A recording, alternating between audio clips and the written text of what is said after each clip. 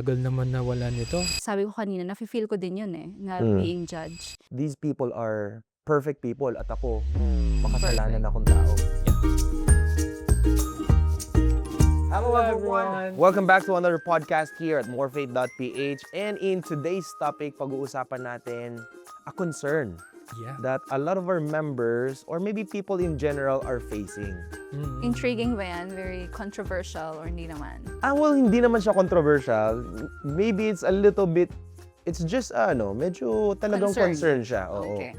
A lot of our That needs members to be addressed. that needs to be addressed. Yun yung pag-uusapan natin ngayon. And that is, what if I'm judged if I return to church? Oh, nga naman. For me hindi lang naman yung mga less active yung nag-struggle nito. Even I'm already a member of the church since birth, and until now, I'm still attending church. But I still have this feeling of being judged when it comes to going to church. Kung nararamdaman mo yun, what if pa yung mga taong na Yeah, exactly. palayo na sa simbahan, di ba? So it's really a struggle that they are facing. Kunwari kapag sa mga magkakabarkada, alam mo yung kapag may isa nawala tapos biglang bumalik siya, yung ang saya-saya natin na i-welcome siya. Why not sa simbahan? Why not kapag may bumalik na isa? Minsan ang naisip ng mga members, yun nga, parang, uy, tagal naman nawala nito. Or yun yung parang nangyayari, parang, ano kaya nangyari sa kanya? Tapos parang medyo, in a way, medyo nagiging, hindi naman chismis, pero minsan, yung nakararating dun sa taong yun is, parang pinagchichismisan ako. Oo, Parang, pinag-uusapan pala siya. pero why not gawin natin is para siyang barkada na nawala na we're welcoming them with open arms, and parang yun sa parable of the lost sheep, di ba? Yeah. Maganda yung point na brought up ninyo. There's two discussion. Number one, what can we tell to people na active in the church? And number two, what can we tell to people, to those who are not attending the church? Yes. I agree. And then number one, yung sinabi mo, Jared, we can lessen the judgment. It's not our job to judge others. Hindi tayo Diyos para husgaan yung mga taong to. Whether they did something wrong, maybe totoo nga, they did something wrong, or maybe palitaw lulubog sila sa simbahan. It's not our job to judge them. Our job is to care, to love, extend service to other people. And that is what Christ wants us to do. We really have to open our arms to those people who are just trying to be better. Yun yung unang concern na sinabi nyo kanina. Number two, what can we tell to those who are just trying to come back to church? How can we address their concern na they are feeling judged? Actually, God doesn't really expect us to be perfect Yeah. kapag pumunta tayo sa church or we thought of coming back to church. All of those people who are attending that same chapel, none of them are perfect. Lahat sila nagkakasala. Yung kasalanan na ginawa mo, kung babalik ka sa simbahan, may not be the kasalanan na ginawa nila. So everyone has their own mistake and sin. None of them are perfect. So don't think that those members are perfect. Tama sila mo. Yeah. Kasi yung invitation ni Heavenly Father tsaka ni Jesus Christ, He doesn't expect us to be perfect. He wants us to come back as we are. Hindi nila ine-expect na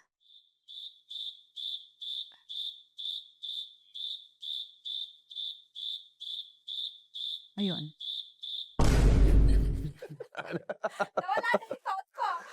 Well, tama naman yung sinabi mo that God doesn't expect us to be perfect. He just wants us to come back as you are. I got that point. That is a word of comfort to those who are coming back. You don't have to be perfect to come back here. Lahat ng mga tao na nakikita mo dito sa simbahan, none of them are perfect. Yung mga kasalanan nila, iba lang sa kasalanan na gawa mo. View the people there as imperfect as you are. Actually, the church is a place of imperfect people who are trying to just be like Christ. Napaka-old na kasabihan na to within the church, na the church is not a museo na nakadisplay lahat ng mga magagandang bagay.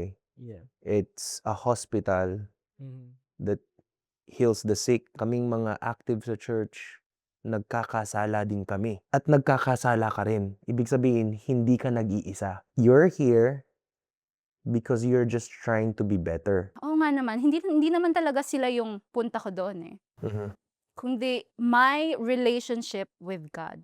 Don't let another person's imperfection keep you away from God. In reality, may mga tao talagang nag-i-struggle to come back to church. One of them, yung napag-usapan natin kanina, na they feel like people are judging them because these people are perfect people at ako, makasalanan Imperfect. akong tao.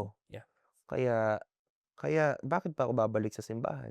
Dun sa article na sinulat natin, by the way, we have an article that we provided here. We're gonna provide it down below. You can go checking out there. May mga sinulat tayong article doon na pwedeng maramdaman ng isang taong napalayo na sa simbahan. One of them is, you are the only one who has changed. Yung mga taong nag-a-attend, walang kasalanan. Ikaw lang ang nagkasala.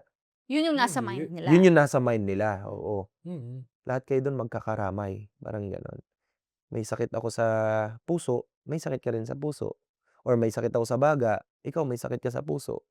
Parang gano'n, kung sa hospital, hindi ako makarinig, ikaw hindi ka makakita. Parehas tayo may sakit. Yun dapat ang Oo, mindset. oo. Pero in that case, ang naiisip nung gustong bumalik is siya lang yung different. Oo, siya lang yung may sakit. And then the rest has a perfect body.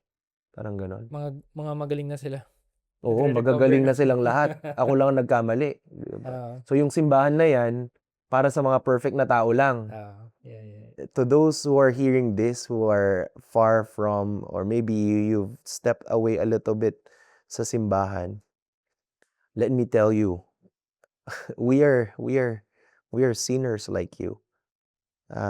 Nagkakasala din kami. Meron pa tayong nasulat dito na sa article. Isa sa mga naiisip nila is, your past defines your present. Totoo to. They cannot come back to church because of what they have done in the past. Meron ako inatendan na isang event one time. Akala ko it's gonna be, a normal event. Pero pagdating ko doon, lahat ng mga tao, they're all well-dressed. Tapos ako, alam mo yung naka-civilian na parang kagagaling mo pa sa trabaho. Yung feeling na yon na you cannot fit in kasi they're all well-dressed, tapos ikaw, naka-underdress ka. That might be the same feeling that a lot of our members or kaibigan na medyo napalayo sa simbahan are feeling, na they cannot come back because they look ugly or they look undressed. They're wearing this past. Oh, they're wearing their past. Well, in fact, in reality, all of the members there in the church, they're all underdressed. Pero don't let your past defines your future. All of the members there are wearing that past experience, but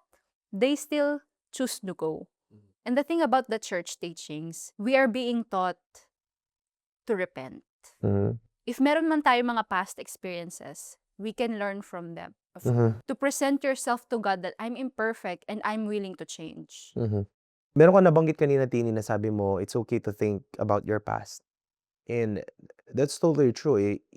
Siyempre, you have to think about your past in order for you to face it. Ang hindi tama is to dwell on the past. Kasi when you face your past, you're not just gonna think of it. It's gonna be a learning experience for you. Hindi na siya think of the past. It's gonna be learn from the past. Because that is gonna change your present. Kumbaga, that's the ingredients. Yeah. Don't dwell on the past because it's gonna change your present and definitely gonna affect your future. Hindi ka makasalanan forever. We have a Savior who extends His loving arms through the members of the church to care for you. Another one, meron pa tayong sinulat dito. Nakalagay dito, you are safer alone. May mga tao, 'di ba, na they feel safer alone. I mean, yung dito, yung mga taong ano lang talaga, introverted. Yeah. Sabihin natin ganun. Pero Sorry. okay lang. 'Di ba? Ganun naman. May mga Pero times. you are still in the church. Yeah, you're still in I'm the church. choosing. Yeah, you're choosing And I'm to. trying my best to, still go to church, do service, do something Yeah, have that friends in the church. that I can please God Mhm. for it.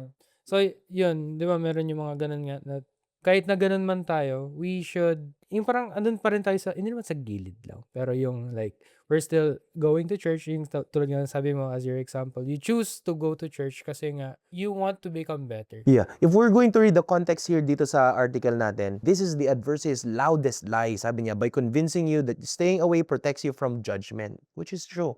Nararamdaman nila to. But he is actually keeping you from the communal healing you were created for. He wants you to view the church as a courthouse rather than a hospital, which is true. I think there's a parable here about, alam niyo yung parable of the lost sheep. And say the Savior went out to find the one and bring him back to the fold. And I think that's the principle here that we can understand. Christ wants you back into the fold.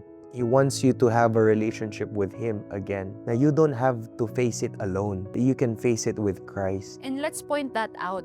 It's God who is inviting. Yeah. It's God who wants us to come back as we are. You are not meant to be alone. None of us were meant to be alone. I mean, like, in the context of, sa restored gospel, syempre, we are meant to have a loving family kahit na, syempre, may mga broken family. So having said all of that, ano kaya ang pwedeng gawin ngayon ng mga kaibigan natin na napalayo na sa simbahan? Well, again, shoutout dito sa ating article. Lagay na lang natin VFX. Ayun no. Ayun. Well, again, maraming mga magaganda here. Napatingin pa ako dun sa tinuturo mo. Maraming magandang articles doon, basahin nyo na lang. Pero point out ko na lang here yung isang nagustuhan ko. Identify one safe person. Kasi like, for example, if you want to come back to church, syempre naiya naman na tayo. But definitely, meron tayong one friend who is nakilala natin active. Siguro nagpop up na sa mind niya yun. Kahit siguro nasa kabilang bayan pa siya, kabilang city, kabilang province. I think they are very happy naman to know if gusto mo magsimba ulit. They will help you naman din. Or siguro chat nyo din kami dito sa aming socials kasi we can help you naman to find the nearest chapel and help you with that. Pero what God wants us to believe is, syempre, we are not alone. We don't have to be alone. Gusto niya naman na bumalik tayo into His fold, into the church, na maging masaya tayo. Not just siguro like sa work. Oh, syempre, maging masaya naman tayo sa work. Lalo na kung malaking kita or like sa friends, sa barkada. Definitely maging masaya tayo dun. Pero iba pa rin yung spiritual na happiness na pwede natin makuha if we come back to church. Regardless of our past mistakes, it is better to come back to church. The real question is that whose opinion carries weight in More. your life? More in your life? People or God? We care so much what the people will think, but should be caring what God think. Wala naman talaga silang kaugnayan sa covenant mo sa Diyos. Pero remember, may mga mabubuting tao din dyan sa simbahan. You will be able to find friends there. They're also trying to be better. Hindi naman lahat sila masasamang tao. So our invitation is simple. Come back. Yeah. Come back to church. If you feel judged, hindi ka nag-iisa. You're not alone. The question is, are you going to come back? Or, again, paano ba? Mahirap talaga eh. They can pray for it. They can pray about it. Isa And yun. that's how you strengthen your relationship. Isa yun sa mga nakasulat sa article natin na start with the prayer, not pressure. How can I come back? How can I face this? Kasi I needed to come back, Heavenly Father. I want to come back to church, Heavenly Father. Now, how? Parang ganon. Can you help me? Can you help me come back? Yeah, can you help me come back? And I'm 100% sure Heavenly Father is gonna help you. Kasi it's a good desire to have. Imposibleng hindi ka tutulungan ng Diyos dyan. Yeah. Sabi mo kanina, may maraming may mga more fear, di ba? Alam mo yung kailangan? More faith. More faith. Hey, more faith. Yeah. Well, that's it, everybody. It's been That's our purpose why we're doing this. Yeah, that's the whole reason for the podcast, to help you guys out, to Have find more faith. maybe to help answer your questions hidden under the closet. Wah. But yeah, that's it, everybody. Thank you very much for watching. And don't forget to follow and subscribe. If you have any suggestions for the topic or questions, you can comment down below and we'll talk about it on the next podcast. See you in the next podcast. Bye-bye. Bye. See ya.